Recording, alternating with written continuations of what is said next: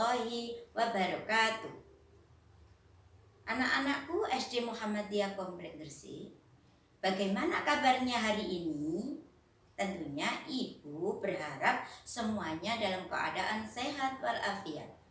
Bersama Ibu Hindatun Nikhla, hari ini kita akan belajar pelajaran tarikh dengan KD 3.14, yaitu memahami keteladanan Nabi Yahya alaihi salam. Dengan tujuan pembelajaran hari ini adalah 1. Siswa dapat mengetahui kisah Nabi Yahya alaihi salam. Yang kedua, siswa dapat mengambil keteladanan dari kisah Nabi Yahya alaihi salam. Anak-anak, sebelum pelajaran kita mulai, marilah bersama-sama berdoa terlebih dahulu.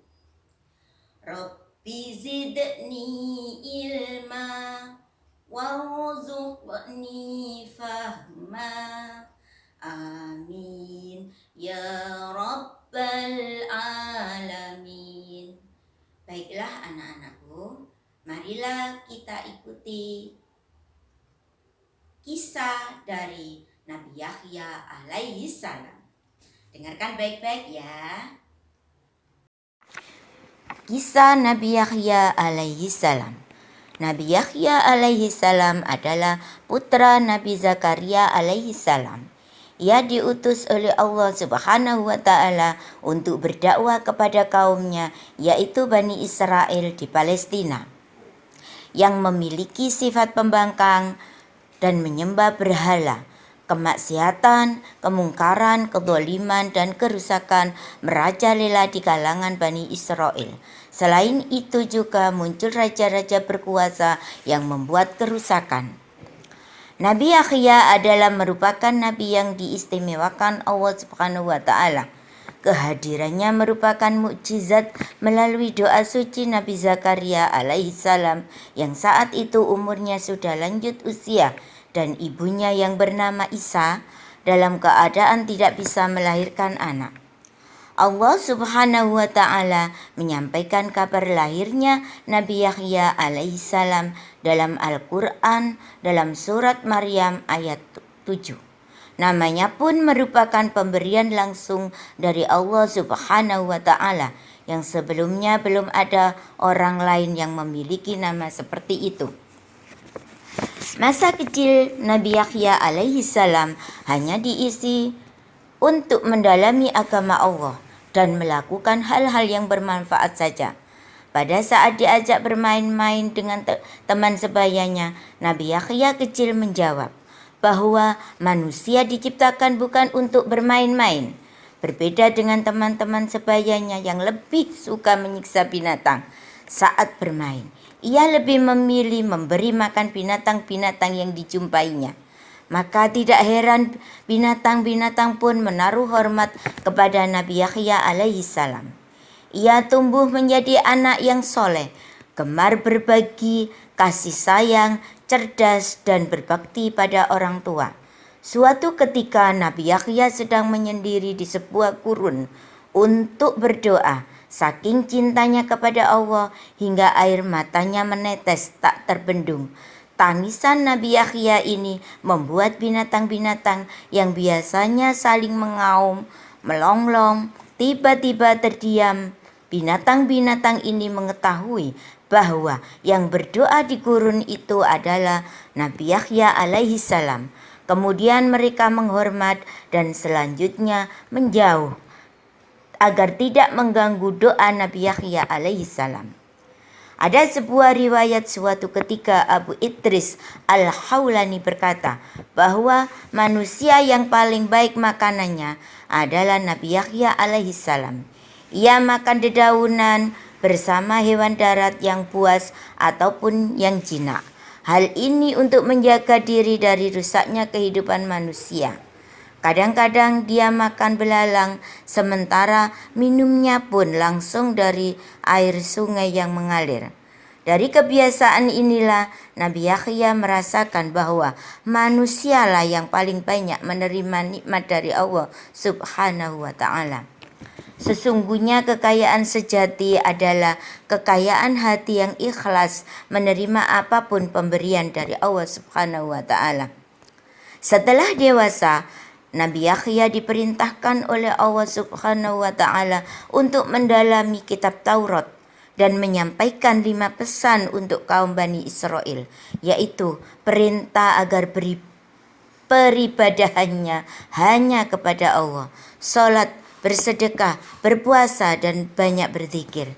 Seperti ayahnya Nabi Zakaria alaihissalam, Nabi Yahya alaihissalam mengajak Bani Israel untuk beribadah kepada Allah serta menjauhi segala larangan-larangannya. Ia banyak memberikan ceramah kepada pendeta-pendeta Yahudi. Kegigihan Nabi Yahya alaihissalam dalam berdakwah membuahkan hasil yang menggembirakan. Semakin banyak masyarakat kaum Bani Israel yang mengikuti ajaran Nabi Yahya alaihissalam, dan ini membuat Nabi Yahya disegani di semua kalangan. Bahkan Nabi Yahya alaihissalam diangkat sebagai pemimpin para pendeta Yahudi yang sering mensucikan orang-orang yang ingin bertobat di sungai Jordan.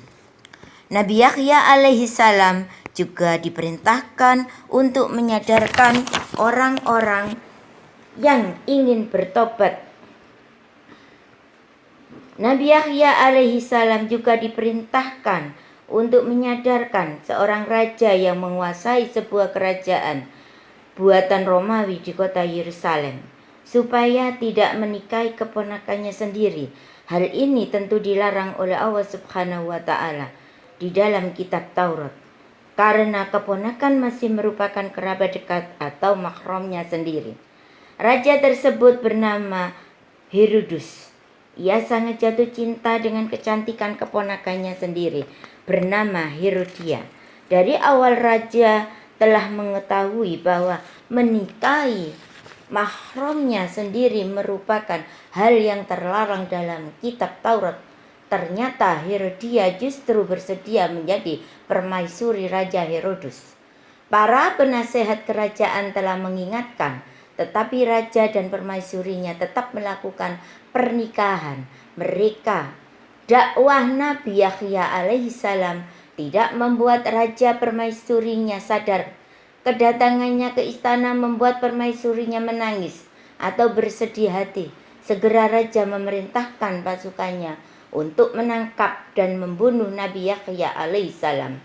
Atas dakwah yang melawan raja, Allah Subhanahu wa ta'ala terus membimbing Nabi Yahya alaihissalam sehingga pada saat Nabi Yahya ditangkap, ia tidak melakukan perlawanan sedikit pun.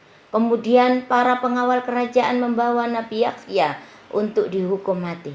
Selanjutnya Herodia meminta kepada raja agar kepala Nabi Yahya dihadapkan kepadanya. Setelah peristiwa itu terjadilah Allah Subhanahu wa ta'ala menurunkan azab yang sangat pedih, yaitu tubuh raja dan keluarganya tiba-tiba berubah tidak berwujud lagi sebagaimana manusia. Ketika Nabi Yahya wafat, tidak hanya para pengikutnya dari golongan manusia yang bersedih, tetapi hewan dan tumbuhan turut berduka. Semua merasa sangat kehilangan sosok Nabi yang lemah lembut, penuh kasih sayang. Nabi Yahya alaihissalam dimakamkan di Masjid Umayyah atau saat ini yang dikenal dengan Masjid Agung Damaskus. Dalam Al-Quran surat Maryam ayat 15, Allah Subhanahu wa ta'ala memerintahkan jaminan keselamatan kepada Nabi Yahya alaihissalam pada 3 fase tersulit pada kehidupan manusia, yaitu pada saat kelahirannya, pada saat meninggal dunia, pada saat dibangkitkan dari kubur kelak. Kalau dilihat silsilah dari keluarga sang ibu Isya, maka Nabi Yahya alaihissalam masih terkait hubungan keluarga dengan Maryam, ibunda dari Nabi Isya alaihissalam. Demikianlah kisah dari Nabi Yahya alaihissalam. Lah, itulah anak-anak kisah dari Nabi Yahya alaihi salam. Sekarang tugas hari ini untuk kalian adalah: 1. Siapa nama raja dan permaisuri yang melanggar larangan Allah dalam kitab Taurat, yang pada akhirnya mendapat azab yang sangat pedih? 2. Apa saja yang bisa kalian teladani dari kisah Nabi Yahya alaihi salam? Silahkan jawaban ditulis di buku tulis. Kemudian kirim ke guru kalian masing-masing. Jangan lupa cuci tangan pakai sabun, jaga jarak, dan selalu pakai masker kalau keluar rumah.